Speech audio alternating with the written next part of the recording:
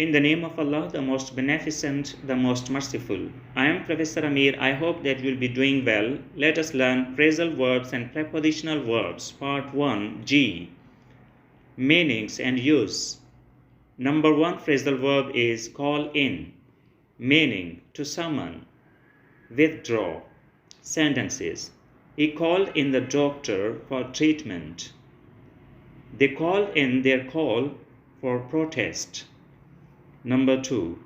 Call on. Meaning pay a visit, request or ask.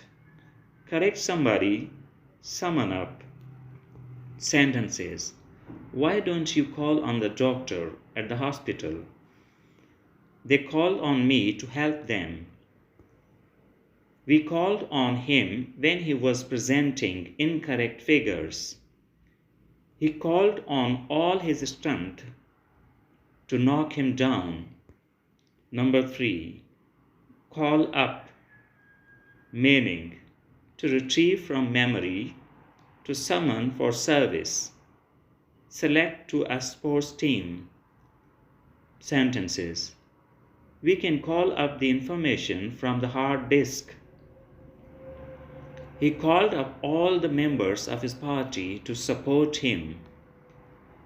After his retirement, he was again called up to the new team. Number 4. Call forth. Call to speak.